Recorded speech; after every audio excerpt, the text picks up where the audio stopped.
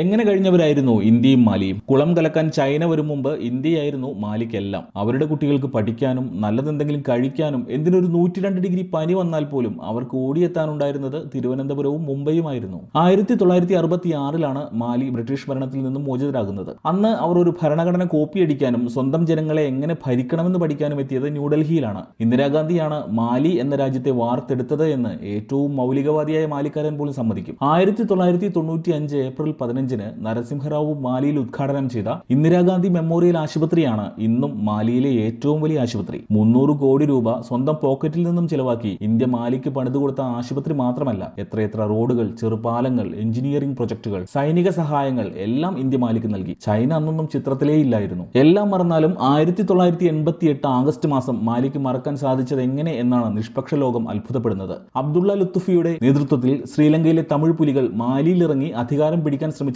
അന്നായിരുന്നു. തമിഴ് പുലികളുടെ ആക്രമണത്തിൽ 19 മാലിക്കാർ കൊല്ലപ്പെട്ടു. സർക്കാർ മന്ദിരങ്ങളും തുറമുഖവും റേഡിയോ TV സ്റ്റേഷനും അവർ പിടിച്ചെടുത്തു. മാലിയിൽ നിന്നും അടിയന്തര കോൾ പോയത് ന്യൂഡൽഹിയിലേക്കായിരുന്നു. അന്ന് ഇന്ത്യൻ പ്രധാനമന്ത്രിയായിരുന്ന രാജീവ് ഗാന്ധി രായ്ക്ക് രാമാനം ഇന്ത്യൻ ആംഡ് ഫോഴ്സിന്റെ 7ാം ബറ്റാലിയനെ ഇറക്കി തമിഴ് പുലികളെ തൂത്തുവാരി ആ രാജ്യത്തെ രക്ഷിച്ചെടുത്ത കഥകൾ മാലിയിലെ സ്കൂളുകളിൽ പാഠ്യവിഷയമാണ്. അതിന് സ്വന്തം ജീവൻ പകരം കൊടുക്കേണ്ടി വന്ന പ്രധാനമന്ത്രിയുടെ നാടിന് നേർക്ക് മാലി നടത്തുന്ന അധിക്ഷേപങ്ങളാണ് ഇപ്പോൾ ചൂടൻ സംവാദങ്ങൾക്ക് കാരണമാകുന്നത്. അവിടം കൊണ്ടൊന്നും തീർന്നില്ല ഇന്ത്യൻ സഹായം. 4150 കോടി രൂപയുടെ ഗ്രേറ്റ് മാലി പ്രൊജക്ട് ഇന്ത്യ മാലിക്ക് സമ്മാനിച്ചു. മാലിയുടെ തലസ്ഥാനവും അടുത്തുള്ള 3 ദ്വീപുകളും ബന്ധിപ്പിക്കുന്ന കൂറ്റൻ പാലങ്ങൾ ഉൾപ്പെടുന്ന പ്രൊജക്ടാണിത്. അതിലെ പ്രധാന കടൽപ്പാലത്തിന്റെ നീളം 6.74 കിലോമീറ്റർ ആണ്. ഇന്ത്യക്കാർക്ക് ഇന്ത്യ അങ്ങനെ ഒരു കടൽപ്പാലം പണിതു കൊടുത്തത് ഈയിടെ മാത്രമാണെന്ന് ഓർക്കണം. 2006 ഇന്ത്യൻ നേവി തങ്ങളുടെ ഫ്ലീറ്റിലുള്ള ഏറ്റവും മികച്ച നിരീക്ഷണ കപ്പലുകളിൽ ഒന്നായ Trinkat class fast attack craft മാലിയുടെ കോസ്റ്റ് ഗാർഡിന് സമ്മാനിച്ചു. പകരം മാലിയുടെ പ്രധാന ദ്വീപിൽ ഇന്ത്യയുടെ 2 സൈനിക നിരീക്ഷണ ഹെലികോപ്റ്ററുകൾ മുഴുവൻ സമയവും പാർക്ക് ചെയ്യാനുള്ള അനുമതി മാലിയും നൽകി. മാലിയുടെ 26 ദ്വീപുകളെയും ബന്ധിപ്പിച്ച്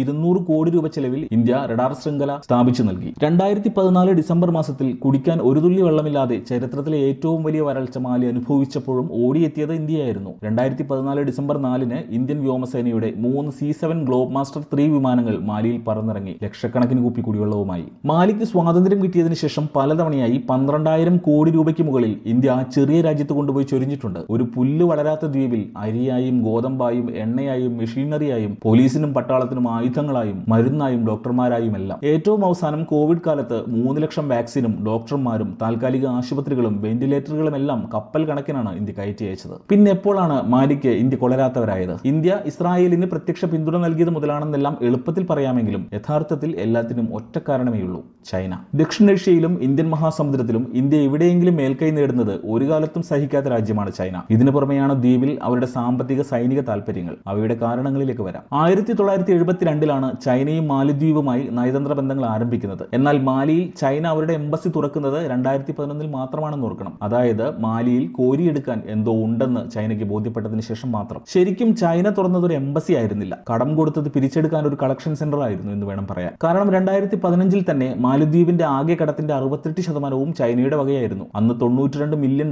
ഏകദേശം 763 കോടി രൂപ ഒരു വർഷം ചൈനയുടെ കടത്തിന്റെ അടവ് തീർക്കാൻ മാലിക്ക് വേണ്ടിയിരുന്നു. മാലിദ്വീപിന്റെ വാർഷിക ബജറ്റിന്റെ 10%-ലധികം. ഒരു വർഷം 736 കോടി രൂപ എന്നാൽ അന്ന് 5 ലക്ഷം പേർ മാത്രമാണ് മാലിയുടെ ജനസംഖ്യയെന്ന് ഓർക്കണം. ഓരോ മാലി പൗരനും 15,272 രൂപ ഒരു വർഷം ചൈനയ്ക്ക് കൊടുക്കണം ലോണിന്റെ അടവടയ്ക്കാൻ. ചൈനയുടെ കാശ് വാങ്ങി എന്താണ് മാലിദ്വീപ് ചെയ്തു കൂട്ടിയതെന്ന് കൂടി നോക്കണം. അബ്ദുള്ള യമീന്റെ ഭരണകാലത്താണ് ചൈന മാലിദ്വീപിനെ കടം കൊടുത്ത് സഹായിക്കാൻ തുടങ്ങിയത്. 2014 യമീൻ മുൻകൈയെടുത്ത് ചൈനയുമായി ബെൽറ്റ് ആൻഡ് റോഡ് ഇനീഷ്യേറ്റീവ് അഥവാ BRI കരാർ ഒപ്പിട്ടു. ദ്വീപിന് ചുറ്റും സംരക്ഷണ ഭിത്തി സ്ഥാപിച്ച് പാലങ്ങൾ പണിയുക, റോഡുകളുടെ വികസനം, ഇതിലെല്ലാം പരിധികളില്ലാതെ ചൈനയ്ക്ക് ഫണ്ടിംഗ് നടത്താൻ ഉതകുന്നതായിരുന്നു ഈ കരാർ. അവിടെ തുടങ്ങി ആ ചെറിയ ദ്വീപിൽ ചൈനയുടെ കടച്ചതി. യമീനിനും കൂട്ടാളികൾക്കും പല ഓഫ്ഷോർ അക്കൗണ്ടുകളിലായി കോടിക്കണക്കിന് ഡോളറാണ് ചൈന കൈക്കൂലി നൽകിയത്. ചൈന പറയുന്നിടത്തൊക്കെ ഒപ്പിടുന്ന ഒരു പാവയാക്കി യമീനിനെ അവർ മാറ്റി. ഇന്ത്യ നൽകും പോലെ ഒന്നും തിരിച്ചു പ്രതീക്ഷിക്കാതെയല്ല ചൈന കൊടുക്കുക. അവർക്കതിന് കൃത്യമായ ലക്ഷ്യങ്ങളുണ്ട്. തിരിച്ചടവ് തെറ്റിയാൽ അടിതെറ്റും. ഇതിനൊരു ഉദാഹരണമാണ് ചൈന മാൽഡീവ്സ് ഫ്രണ്ട്ഷിപ്പ് ബ്രിഡ്ജ് എന്ന സിനമാലി പാലം. ആകെ 1.3 മൈൽ നീളമുള്ള സിനമാലി പാലം പണിയാൻ ചൈന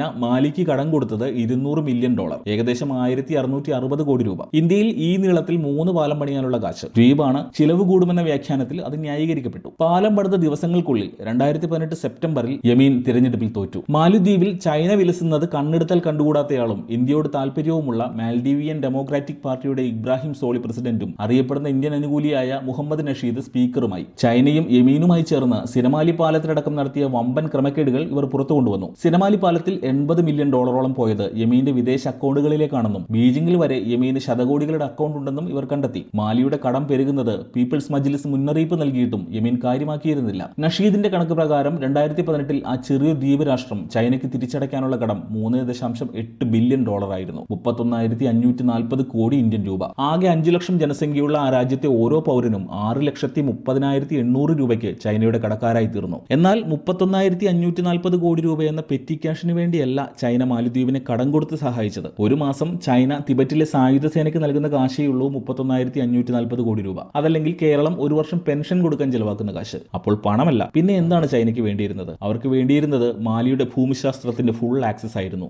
ലക്ഷ്യം ഇന്ത്യയും. മാലിദ്വീപിന്റെ കിടപ്പ് ശ്രദ്ധിച്ചാൽ അറിയാം. ഇന്ത്യയുടെ തെക്ക് പടിഞ്ഞാറൻ നാവിക കമാൻഡിലെ 4 പ്രധാന കേന്ദ്രങ്ങളിലേക്ക് വെറും 55 മിനിറ്റ് പറക്കൽ ദൂരമേ ഉള്ളൂ അവർക്ക്. ശ്രീലങ്കയിലെ ഹമ്പൻതോട്ട തുറമുഖം വളഞ്ഞിട്ട് പിടിച്ച് നേവിയുടെ കിഴക്കൻ കമാൻഡ് നേരത്തെ തന്നെ ചൈന സർവീലിയൻസിലാക്കിയിട്ടുണ്ട്. പിടികിട്ടാതെ കിടന്നിരുന്ന തെക്ക് പടിഞ്ഞാറ് ശക്തി കേന്ദ്രങ്ങളിലേക്കും അവർക്ക് എളുപ്പത്തിൽ ഫ്ലൈയിങ് ആക്സസ് ആണ് മാലിദ്വീപ്. എങ്ങനെ നോക്കിയാലും ലാഭം. ഇന്ത്യൻ മഹാസമുദ്രത്തിൽ ഇന്ത്യ പ്രതാപികളായി വിലസുന്നത് തടയാൻ അവർക്ക് ഒറ്റ ഷോട്ടിൽ കിട്ടിയ പക്ഷിയാണ് മാലിദ്വീപ്. മാലി കൊമേഴ്സ്യൽ പോർട്ടിൽ സ്ഥിരമായി പാർക്ക് ചെയ്യാവുന്ന തരത്തിൽ തങ്ങളുടെ 4 പടക്കപ്പലുകളും 12 ഹെലികോപ്റ്ററുകളും 1000 നേവി കമാൻഡോകളും ഒരു സ്ഥിരം മിലിറ്ററി റഡാർ സർവീലിയൻസും. ഇതാണ് ചൈനയുടെ സ്വപ്നം. എന്ത് വന്നാലും അത് സമ്മതിക്കില്ലെന്ന് ഇന്ത്യയും. ഇതാണ് നിലവിലെ ഇന്ത്യ മാലി സംഘർഷം ചുരുക്കി പറയാവുന്നത്. 2020 ഇന്ത്യൻ സൈനിക സാറ്റലൈറ്റുകൾ മാലിദ്വീപിന്റെ അല്പം വിചിത്രമായ ചില ചിത്രങ്ങൾ പകർത്തി. പിന്നീട് ഇത് മിലിറ്ററി ഇന്റലിജൻസ് വിശകലനം ചെയ്തു. മാലിദ്വീപിന്റെ ഭാഗമായ ഫെയ്ദു ഫിനോലി ദ്വീപിന് പെട്ടെന്ന് രൂപമാറ്റം വന്നിരിക്കുന്നു. അവിടെ നിരവധി നിർമ്മാണ പ്രവർത്തനങ്ങൾ നടക്കുന്നു. ഇന്റലിജൻസ് പരിശോധിച്ചപ്പോൾ മനുഷ്യവാസമില്ലാത്ത ഈ ദ്വീപിൽ റിസോർട്ടുകളോ ഹോട്ടലുകളോ അല്ല പണിയുന്നതെന്നും അത് ചൈനീസ് നേവിയുടെ ഒരു താൽക്കാലിക താവളമാണെന്നുമാണ് വെളിവായത്. ആ വർഷം ചൈനയിൽ നടന്ന ബ്രിക്സ് ഉച്ചകോടിയിൽ ഇന്ത്യൻ പ്രതിനിധി ഇതുമായി ബന്ധപ്പെട്ട ചൈനീസ് അധികൃതരുമായി വാഗ്വാദം നടത്തി. പിന്നീട് ലോക നേതാക്കൾ ഇടപെട്ട് അനുനയിപ്പിച്ചു. എന്നാൽ അന്ന് മുതൽ ഇന്ത്യ സ്ഥിരമായി ഈ പ്രദേശം നിരീക്ഷിച്ചു വരികയായിരുന്നു. ഇന്ത്യയുടെ തെക്കൻ തീരത്തിനിട്ട് പണി കൊടുക്കാൻ ചൈന സ്ഥാപിക്കുന്ന താവളത്തിന് മറുപടിയായി ഇന്ത്യയും ഒരു പദ്ധതി മെനഞ്ഞു. അങ്ങനെ രൂപം കൊണ്ടതായിരുന്നു ഏകതാ ഹാർബർ. മാലിയിലെ ഉത്തരുത്തര ഫലു ദ്വീപിൽ ഇന്ത്യയും മാലിദ്വീപും സംയുക്തമായ ഒരു കോസ്റ്റ് ഗാർഡ് ഹാർബർ പണിയുന്ന പദ്ധതിയാണിത്. 2023 മെയ്യിൽ കേന്ദ്രമന്ത്രി രാജ്നാഥ് സിംഗ് നേരിട്ടെത്തിയാണ് കോസ്റ്റ് ഗാർഡ് വികസനം ഉദ്ഘാടനം ചെയ്തത്. എന്നാൽ ചൈന വെറുതെ ഇരുന്നില്ല. ജനാധിപത്യത്തോട് പുച്ഛം മാത്രമുള്ള, ലോകത്തെ ഇട്ടുമൂടാൻ പണമുള്ള ചൈനയുടെ മറുപടിയും അത്തരത്തിലായിരുന്നു. 2023 ഒക്ടോബറിൽ നടന്ന മാലിദ്വീപ് തെരഞ്ഞെടുപ്പ് അവർ പണമെറിഞ്ഞ് അട്ടിമറിച്ചു. കുപ്രസിദ്ധ ഇന്ത്യ വിരുദ്ധനും യമീനിന്റെ പഴയ ശിഷ്യനാണെങ്കിലും അഴിമതിക്കാര്യത്തിൽ യമീനിന്റെ അപ്പനും ചൈനയുടെ എക്കാലത്തെയും സുഹൃത്തുമായ പീപ്പിൾസ് നാഷണൽ കോൺഗ്രസിലെ മുഹമ്മദ് മുയിസ് പ്രസിഡന്റായി. ഇപ്പോൾ ചൈനയിലിരുന്ന് ഇന്ത്യയെ വിരട്ടി അന്ത്യശാസനം നൽകുന്ന അതേ മുഹമ്മദ് മുയിസു. മുയിസുവിനെ 10 കൊല്ലം മുമ്പേ പർച്ചേസ് ചെയ്തതാണ് ചൈന. കാലാവസ്ഥാ വ്യതിയാനത്തിൽ മുച്ചൂടും ഇല്ലാതാകാൻ പോകുന്ന ദ്വീപിനെ അടുത്ത 10 വർഷത്തേക്കെങ്കിലും കൂടെ നിർത്താൻ അവർ മുയിസുവിന് നൽകിയിരിക്കുന്നത് സ്വപ്നതുല്യമായ ഓഫറുകളാണ്. മാലി പൗരന്മാർക്ക് ചൈനയിൽ ഫാമുകൾ ആരംഭിക്കാനുള്ള അവസരം, എങ്ങാനും ദ്വീപ് മുങ്ങിപ്പോയാലും അവരെ പുനരധിവസിപ്പിക്കാനുള്ള സെറ്റിൽമെന്റുകൾ, അങ്ങനെയെല്ലാം. നിലവിൽ തങ്ങളുടെ ദ്വീപ് എന്തെങ്കിലും കടലിൽ മുങ്ങിപ്പോയാൽ പലായനം ചെയ്യാൻ ഓസ്ട്രേലിയൻ ഔട്ട്ബാക്ക് റാഞ്ചുകളിൽ ലക്ഷക്കണക്കിന് ഏക്കർ ഭൂമി മാലദ്വീപ് വാങ്ങിയിട്ടുണ്ട്. എന്നാൽ ഇത് മാലദ്വീപിലെ എലൈറ്റ് ക്ലാസിന് മാത്രമാണ് പ്രാപ്യമായിട്ടുള്ളത്. എന്നാൽ ഓസ്ട്രേലിയയ്ക്ക് പകരം ഇൻവെസ്റ്റ് ചെയ്യാൻ ഇവിടെ വരൂ എന്ന് പറഞ്ഞ് ചൈന ഇത്തരമൊരു ഓഫർ തരുമ്പോൾ അത് മാലദ്വീപിന് സ്വീകരിക്കാതിരിക്കാനാവുന്നില്ല. ചൈന ഇതുവരെ പറഞ്ഞ വാക്കുകളൊന്നും പാലിച്ചിട്ടില്ലെന്നത് മുയിസുവിന്റെ വിഷയവുമാകുന്നില്ല. ചൈനയുടെ പിന്തുണയുള്ളതിനാൽ ഇടയുന്ന മാലിയെ പ്രീണിപ്പിക്കാൻ നയതന്ത്ര തലത്തിലുള്ള എല്ലാ ഇന്ത്യൻ ശ്രമങ്ങളും ഏതാണ്ട് അവസാനിച്ചിട്ടുണ്ട്. എന്നാൽ ടൂറിസത്തിൽ ഇന്ത്യ മാറി നിന്നാൽ മാലിദ്വീപ് തീരും എന്നതാണ് യാഥാർത്ഥ്യം. എല്ലാ സീസണിലും അവരുടെ ടൂറിസ്റ്റ് പോപ്പുലേഷന്റെ 22 മുതൽ 36% വരെ ഇന്ത്യൻ സന്ദർശകരാണ്.